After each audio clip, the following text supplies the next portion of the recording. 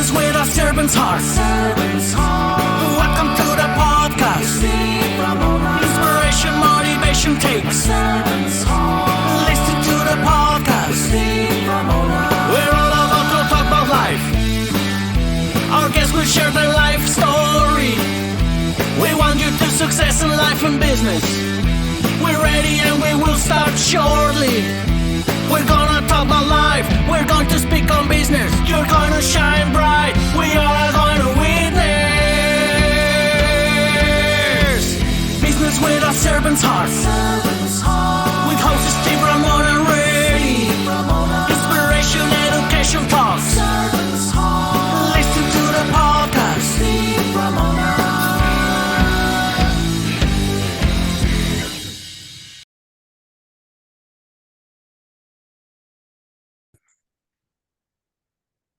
Welcome, everyone, to Doing Business with a Servant's Heart podcast. I'm your host, Steve Ramona. I am fired up to have you join us today. We've dedicated this podcast to exploring the idea of having a purpose in your work and your life. Yes, both of those, because they cross over probably daily, if not weekly. And that purpose is servant's heart, doing business with a servant's heart, doing life with a servant's heart. You will see when you do that, the impact and the joy. We'll talk a lot about joy you'll create, not only for yourself, but for others. And I get to do it daily, and it's such a wonderful thing. We also are bringing on guests who are going to motivate you, inspire you, and educate you, in this case, about joy and the servant's heart and the impact you can make in your world.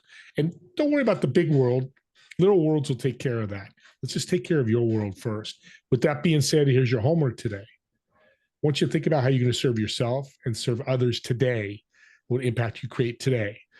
Talked to a lot of business people. My guest has as well. She's a Optimist coach. I'm going to call her as much more than she does, but it's amazing how people wait on this stuff. Like, oh, I got to do my CRM and this and business stuff. Try to serve every day. Excuse me, reverse that. Serve every day. Don't try, just do it, because that's what I do. You meet one person, you serve them, it's going to change their lives and change yours. Now, I want to thank my sponsor, Pantheon Alliance. Imagine joining a community of high-income entrepreneurs and business leaders who are creating a world-changing thought leader platform to grow and change your business, but also impact and change the world. For more information about Pantheon, just reach out to me and I'll get you all the digits you need. I guess that's the right word. I'm too old to say digits, but I said it. I'll get you all the information. Impact and change, joy. We were just talking before the show, me and the guest. She's wonderful. But joy is missing, especially after COVID. Our whole lives were changed, and joy was missing, and joy is missing. How do we bring it back? Well, let's bring our guest on. She's going to tell us how to do that. Sandy, welcome to the show. Hi, Steve. Thanks for having me. Great to be here. You're so welcome. I want to jump into mental fitness. I was a fitness guy. I ran health clubs for 20 years. So mental fitness caught my eye real quick. I'm sure I'll catch others. Yeah, let's talk about mental fitness. So that's kind of the key component of what I bring to my clients. Is it's not just about the theoretical of how to be more joyful, right? It is actually actively taking your brain to the gym to help it rewire itself, create, we like to say, upgrade your operating system, right? Because for a lot of us, the majority of us, the way we operate currently is from an operating system that we created when we were very young, when we were children. And so we protect ourselves, and we've taken all of our strengths that we've naturally had since we were the day we were born. We've come to overuse those strengths, right? And that is how we become procrastinators, controllers, hypervigilant, overachievers, those types of things, right? It's not that those things are necessarily bad, but when taken out of over the level that is necessary, they become hindrances. That's how we self-sabotage ourselves. So through mental fitness, what we do is we start to recognize the patterns that are getting in your way of achieving your goals and of experiencing more joy. And we start to create routines and trainings for you, to simple little exercises where you can take your brain to the gym and start making different choices, right? So that when life's challenges come at you, you don't default to your old operating system, but you use your upgraded operating system so that you can experience life with more joy and more ease and flow. So, over the last 50 years, science has come such a long way. And, what used to be, you can't teach an old, dog new tricks, is not true. Our brains, there's something called neuroplasticity. It means your brain can change. You can learn new tricks. And that's what we're trying to do, is evolve ourselves in a way, especially if you're a change agent. And by a change agent, I mean, you could be leading a team, you could, desire to lead a team, you could be a parent, but just someone who's either teaching or educating or leading. You have influence not just on yourself, but on others. And so it's really important relationally how you operate in this world. And I think we kind of miss that component of ourselves. Sometimes we get a little too self-involved of all the things that happen to us, but also understanding that how we show up in the world, it has a ripple effect. And that's really important too. How does it go out into those around us in our community? Powerful. The business mantra that comes to my head is work 60, 80 hours a week when you start a business. Nobody doing that's joyful. They're not. Nobody, and they'll tell you that. They think it just needs to be done. We work past the joy. So I love the other phrase you said, and I forgot it already because I'm thinking all these different things. Old stuff usually goes away and new stuff comes in, and that's what you're bringing. What are some of the tools that you can teach business people to help them be more joyful? Yeah. And, I got to just tell you real quick, Steve, and to your audience, the reason why I used to coach strictly just entrepreneurs, right? And just talk, grow your business, blah, blah, blah, and all these things. And we would use mental fitness. But what I really found that they were missing is that they were operating from a place opposite of joy. They were operating from burnout, from stress, from fatigue, from, decision fatigue. And when you're operating from that space, you cannot do the things that you want to do as an entrepreneur. You're not clear-headed. You cannot make executive decisions and all those things. So for entrepreneurs and those that are busy, one of the things that we start to work on is actually, the reverse, because the tendency is that you think, I need to be successful and then I will feel joyful. And we want to flip that script around and say, first, you must be joyful and be in that spirit and mind body so that you can move forward in a place of what I like to call sage in the work that we do with positive intelligence. It's called sage because it's accessing the parts of your brain that do help you become this, productive human in a place that makes sense. And, that is why I think joy is a superpower. And so one of the things I can, easily recommend is that one of the things that you want to start accessing is the intelligence of your body. And that means instead of the constant thinking that goes on in your head, right? That we need to start quieting that noise. So just, it could be as simple, Steve, as rubbing the palms of your hands together. And just allowing for 90 seconds, no thoughts. And when you do, it's okay, but then you let them go and just go back to the feeling of how that feels. 90 seconds of that. It could be a game changer, right? Before you go into a meeting, before you go on a podcast, before you have to do anything, giving your brain a micro break, especially throughout the day, and just giving it literally a break. That's, your brain works miraculously throughout the day and goes through so much stress. It can just start to help change the patterns that you currently have that you're working with. So powerful because you just developed, and you probably do this, but the tool I got from you is everybody listening out there, look in the mirror. If what you're doing is not joyful, I'm not saying change, but change inside that job, work, whatever, to make it joyful. And if you can't change it, move on. Right? Is that kind of what I'm hearing? Yeah. And, if you think of it as almost like a vortex or a spiral, Steve, listen, when we are stressed and we continue to make decisions in that frequency, all we're doing is we're doing a downward spiral, right? We are we are working, it's like running on fumes, right? There's a reason why our languages have these sayings. It's true. And also you have to think we are magnetic beings. We are frequency beings, right? So if you are running with a team or running a business or working with customers, that energy is not just you, it's going out there, right? So you are also pulsating stress and fear and, disappointment or anger or all these other things that you're feeling. And so the reason why we first focus on getting and helping people to experience and activate their joy, not a passive joy, right? When something happens to you, oh, I feel happy. No, there is something a little bit more powerful. Joy is at a 585 megahertz frequency, which is much higher than happiness. It's higher than love. It is up there. So when you are at that frequency, what can happen is that without doing a thing, actually, when you're operating in a joy frequency, that frequency also ripples out to all those around you. And it can elevate the experience that everyone's having when they work with you. How powerful is that? Without doing a single thing, you can elevate the mood and the life experience of those around you instantly. You nailed it. This is why I wanted you on the show. I'm so excited you're here because joy and serving come on together. If you're not joyful, it's hard to serve.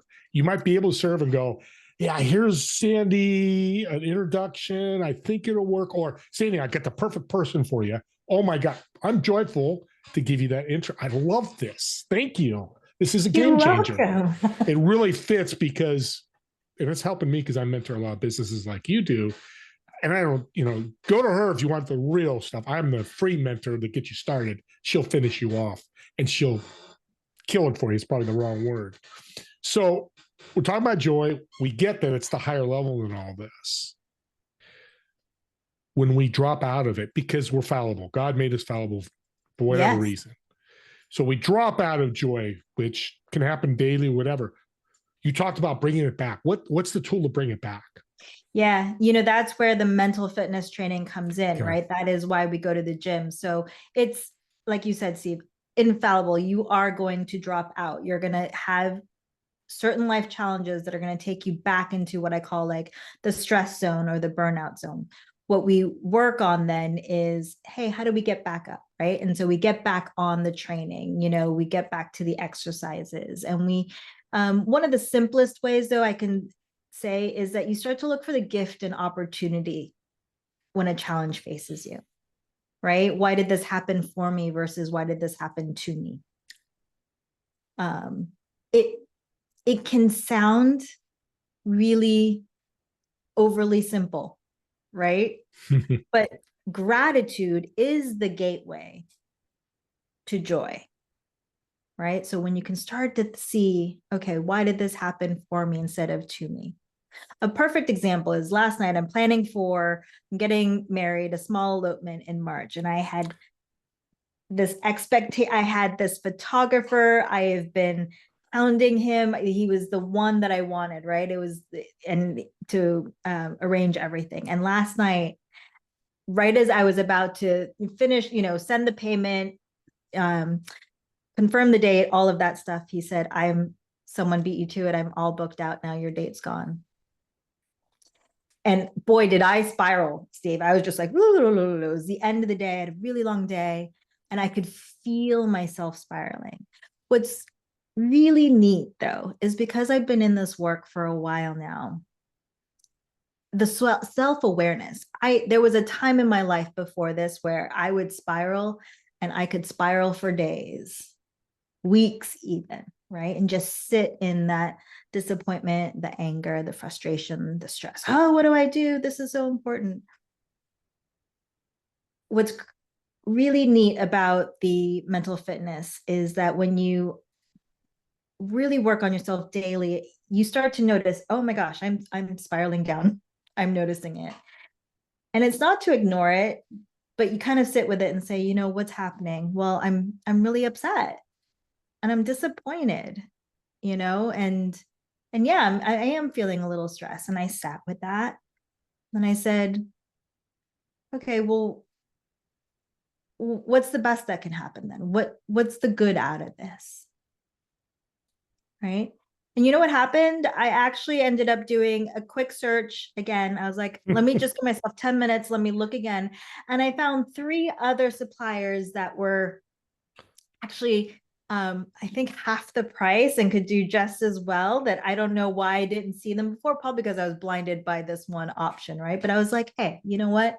I have options and it's going to be okay. And what's most important is actually the act of what I'm, the actual ceremony and what we're doing than all of this, right? Like I also committed to this goal when I said I was going to plan and do this, that I was going to do it out of joy and love, not out of stress.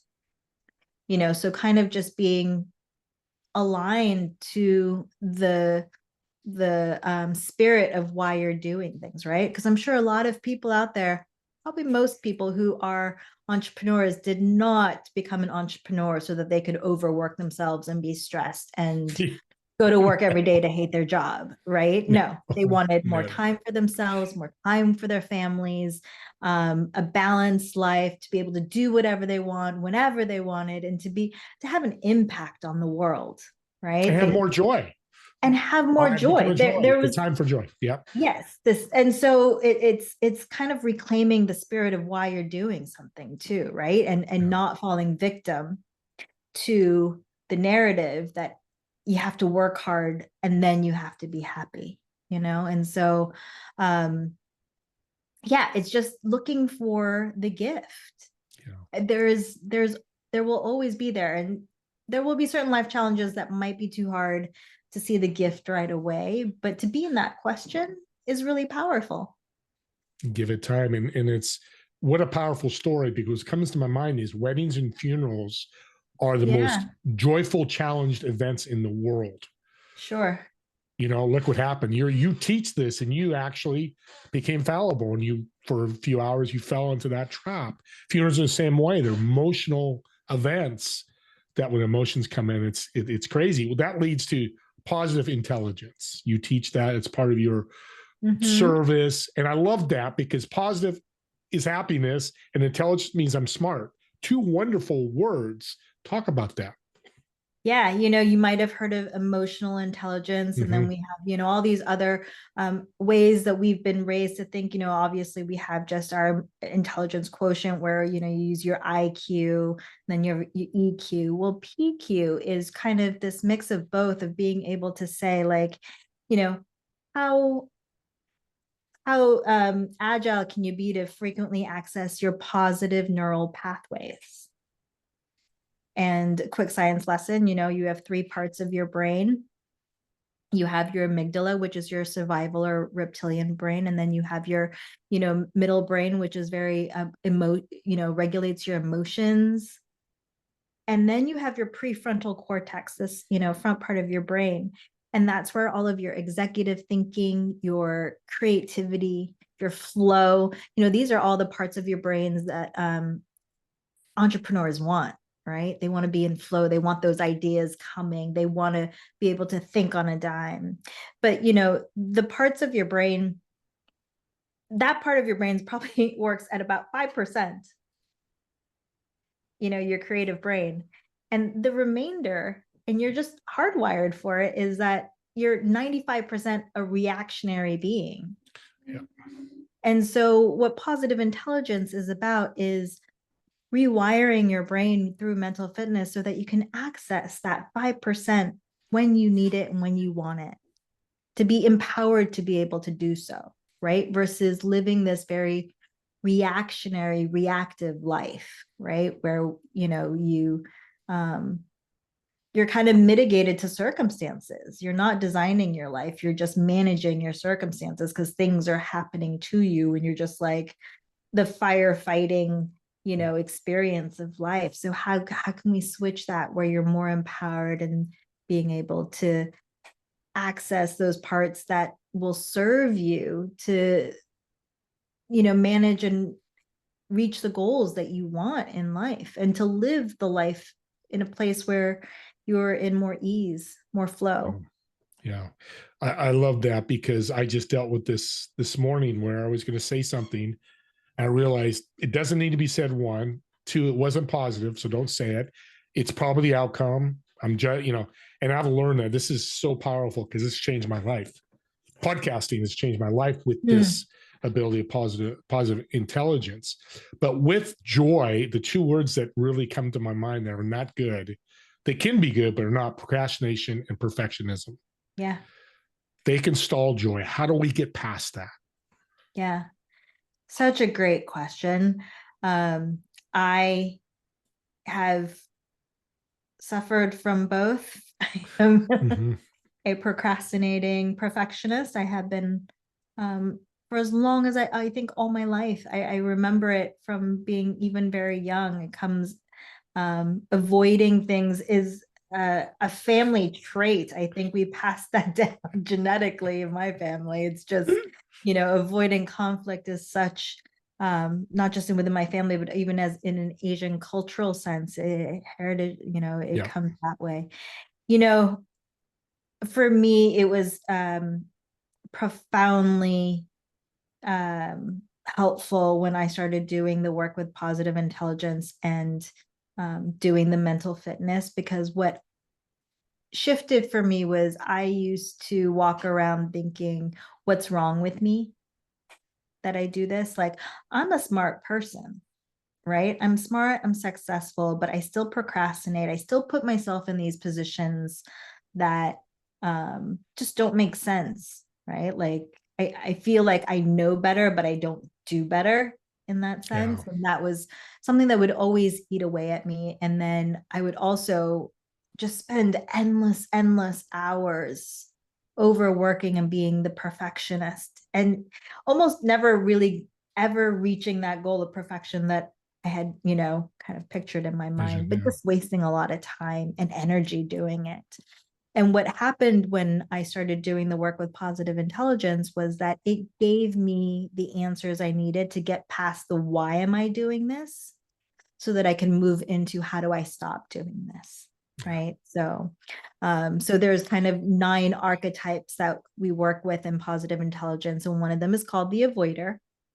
And I would say probably about 50% of the population tends to have some sort of avoider in them. And, procrastination is not a time management issue, which I had always grown up thinking it was. It's an emotional regulation issue, right? So when you are avoiding doing a task, however small, because we've all done it, right? We all look at the task and we're like, I know that's going to take me 5 minutes, but I'm not doing it, and then it takes so much longer and it takes so much energy because you've waited. You have to start thinking about, well, what about this am I avoiding? That's like, get to the heart of like, what's the emotion, or what am I feeling about this? Where have I felt this before? What's behind the actual task, right? And usually it'll spiral into, well, if I do this, then, and I do it wrong, so and so might think of me X, or this, it kind of spirals out into something greater than what this little tiny task is. There's a bigger story or meaning behind it. Yeah. And with this, the other persona is called the stickler, or there's a controller. There's a lot of different ways that perfectionism comes through.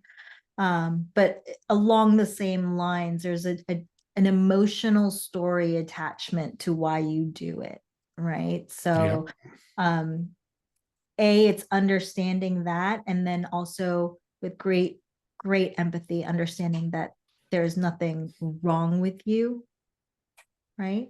You just need to learn a different way of thinking and operating so that you can circumvent that. It's kind of like coming, if you're driving and you come into a four-way stop,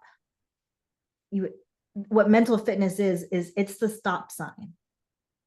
So normally you're on autopilot, something happens and you just go to your patterns and you just get on the freeway of perfectionism, get on the freeway of avoidance, right?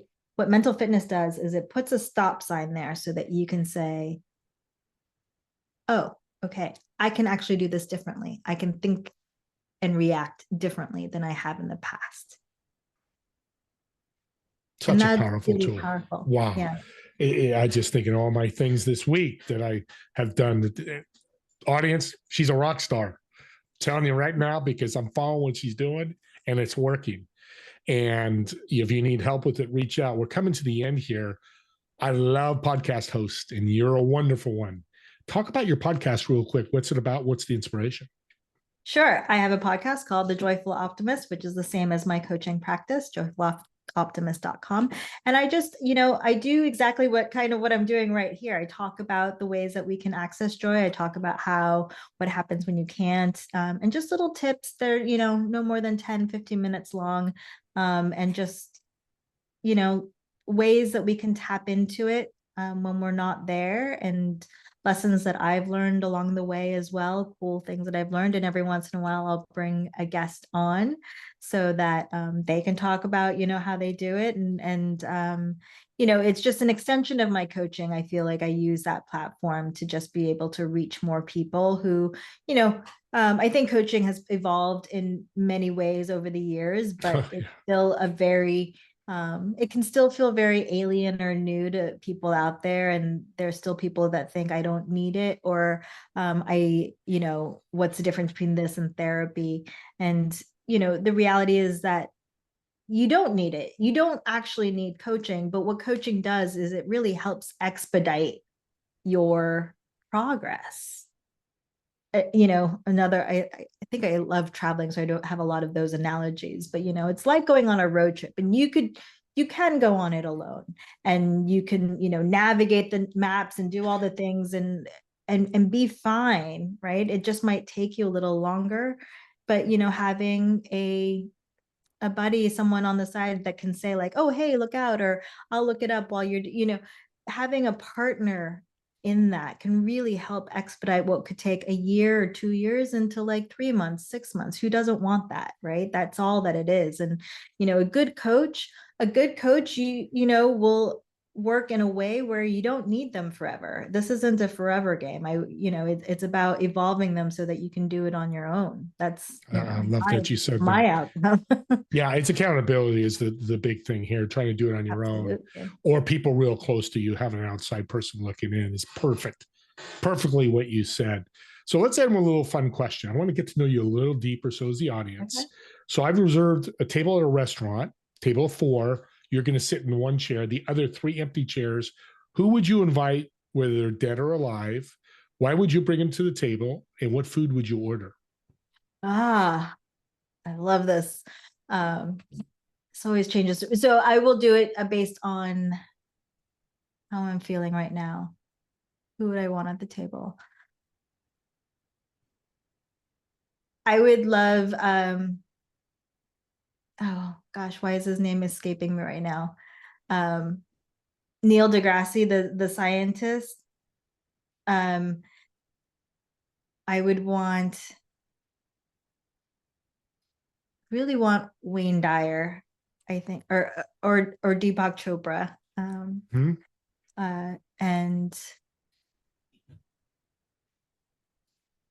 And the third would be, it's a real,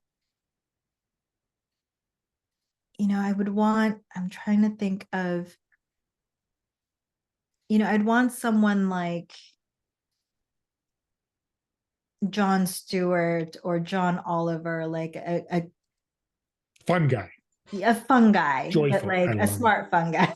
Yeah. And there you go. Yeah. That's yeah. And cool. What are we eating? We're eating probably a brunch, like breakfast. I love breakfast food. So it's like brunch. Beautiful. It's like pancakes, all of that, sweet and savory.